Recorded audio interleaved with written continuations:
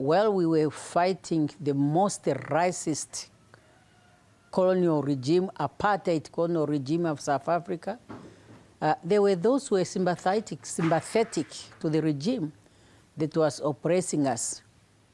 And even when we finally got our independence, there are those who are unhappy. There are those who are trying to find a way how they can dictate and influence how we can manage our countries, particularly those of us who fought for our independence. Namibia's president, Nandi Ndaitwah, has just said what too many African leaders are afraid to. In a recent interview, she exposes how neocolonial powers are still shaping Africa's destiny through local collaborators. And this is a big issue that we've got to tackle here if we want Africa to improve. In this video, we're going to break down her message and why Africa's future depends on understanding it. If you care about the continent of Africa, the unity and its sovereignty, you need to hear this. If you don't know me, my name is TJ. I'm Nigerian and British mixed, and on this channel, we talk about African geopolitics. So since she became president of Namibia, I've been following Nandi Ndaitwah closely. She's made several bold speeches and interviews, and I like the way she speaks so far. She's calm, she's firm, she's diplomatic, and she appears to be grounded in truth. This week, she sat down for an interview with Russia Today, and she subtly but directly sounded an alarm. She warned that the same powers who colonized Africa have only changed their tools while still continuing to move forward. Instead of armies, they now use media, finance, and influence over local elites to control the direction of African nations. Now, for copyright reasons, I'm not able to show much of the full interview. That's why you just see the small clip at the beginning. But in this video, I'm going to draw out some key points along with my own observations and insights. If you want to watch the full interview, there's a link in the description. So she began by stressing Namibia's commitment to multilateralism, the idea that groups of countries can work together in unity, the whole African unity message, but she put some caveats on it. This kind of multilateralism cannot be done with blind allegiance. For Namibia, she stressed that they don't take sides for the sake of it. They try to take the side of peace, fairness, and partnership. That already was a subtle warning shot, because in today's world, refusing to take automatic side with the West is seen as problematic. Many of you have dropped comments asking how you can support this channel, even offering to donate or help financially. Until recently, I had no way to make this possible. But now through my Substack, it's never been easier for you to lend me some support. There's a free tier where you'll get one email per week, and for just $5 a month, about the price of a nice coffee, you'll receive a daily written update from all of my content, everything I produce. I'll be engaging with those of you who join, asking your thoughts on how to serve you and the continent better. Sometimes my videos do get demonetized, and there's also a small chance, as we saw with the Platform Africa stream, that a channel like this could be deplatformed. Even if the worst happens, we can regroup, rebuild, and keep pushing forward. We don't want any third party controlling this message, so with email backing us up, we can communicate directly. Thank you in advance for signing up. I look forward to connecting with you, not just on YouTube, but via email as well. She reminded us that liberation movements across Southern Africa were once united against colonialism, but now that unity is under attack and beginning to fracture. She mentioned how political parties in Namibia, Zimbabwe, South Africa, Mozambique, and Angola are constantly targeted for this type of disruption. The irony that how the same media that ignored apartheid now lectures Africa on democracy, painting liberation leaders as outdated or dangerous. She even revealed that during her election, some Western outlets labeled her as someone that had a liberation mindset, as if fighting for independence was a problem. Her response was powerful. She said if believing in independence makes her unfit, then that means she is exactly the right person for the job. And that is the mindset of sovereignty we are looking for. Africa has got to keep fighting the fight against media and wake up against this stuff. Because these media attacks are not random. They're part of a broader strategy to weaken liberation movements, erase historical memory, and replace independent African thinking with dependency.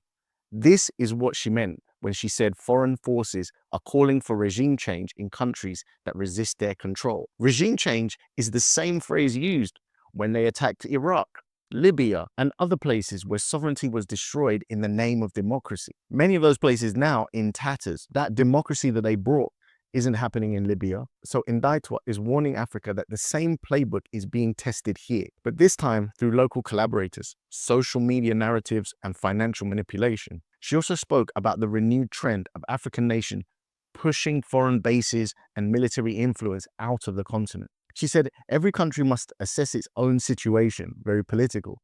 But here's the key part. If alliances no longer serve its people, they must move on from them. Again, that's a subtle but powerful endorsement of Africa's new independence movement, where leaders are rejecting the idea on foreign troops as the price they pay for security. You know, those foreign troops may be having their own interests at heart. They also brought up the genocide Namibia suffered under German colonial rule. Ndaitwah made it clear that remembrance is not about revenge, but about self-reflection. Namibia has now set a date of the 28th of May to remember those killed in that genocide. But Germany still refuses full reparations. Of course, this echoes the sentiment of a video I made just a few days ago on the hypocrisy of Europe already planning reparations for Ukraine before that conflict has even ended, while ignoring the calls from African countries for reparations for European atrocities. That silence, she said, speaks volumes about some former colonial powers that want to control the narrative of history itself. They want Africans to move on, but only on their terms. And that led them into a discussion about Palestine, where she spoke with moral clarity. She said Namibia always stood with Palestine. They even support the South Africans' legal case against Israel's action. For her, this isn't just politics, it's about being consistent. Namibia was freed from its own apartheid situation through international solidarity. She believes the same solidarity must be extended to others facing occupation and injustice themselves. When the topic turned to global economy, she pointed out some crucial issues. Africa must take the crisis of the Western tariffs, Trump's trade wars, as a moment to think differently. Because when one door opens, another door closes. She called on Africans to strengthen the African Continental Free Trade Area, something the Botswanan president and many others are talking about right now. And I agree, we have to build trade amongst each other instead of depending on those who are still trying to exploit Africa. It's a simple vision of economic liberation to match the political liberation, and that's going to have an impact on Western media for sure. And Ndaitwah brought up her relationship with Russia. She reminded the world that during Namibia's struggle, it was the Soviet Union that trained, armed, and protected Namibians from apartheid South Africa. Now, as Namibia faces a new kind of war, the economic one, she said the same solidarity must continue. Russia has technology, Namibia has resources. Together, they can build industries without Western conditionalities. This underlines another topic we often talk about on this channel, the rise of the multipolar world order, with Russia being a major part of the BRICS nations and offering a path to trade outside of the dominance and control of the West's US dollar. She called it an economic war, and she's right. Because today, Africa is not being bombed so much. Of course, there's conflict, but foreign investors and governments control the value of African minerals, currencies, and even elections.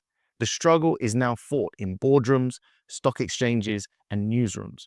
So when asked about Russian media, Ndaitwah made it a very astute observation. She said, whenever you tell the truth that challenges Western interests, they label you as spewing propaganda. She compared it to being called a terrorist during her liberation struggle. Her point was simple. Africa must not fear these labels. It must focus on truth and self-definition. Because if you allow others to define your truth, they will always define you as a villain. You see, the heart of the message here is that Africa will fall to colonial interests unless it protects its own information space, build its own economic systems, and unites its policies around its liberation legacy. We need to now take things to the next step. See, the West fears a confident Africa because a confident Africa cannot be controlled. And that is why Ndaitwah's words matter. Namibia has new oil discoveries. It's looking like it has the potential to become Africa's third or even second largest oil producer. That means her voice and Namibia's influence are going to grow. As that power increases, so does the responsibility to speak truthfully about Africa's challenges. We need to keep amplifying perspectives like President Ndaitwah's, because her message is not just about Namibia, it's about Africa's survival in a world that still benefits from our division. Let us heed those warnings about those betraying Africa for external interests. The continent's strength lies in its unity, in its self-definition. So let Ndaitwah's example remind us Africa's liberation is not complete until our economies, our media, and our minds are free.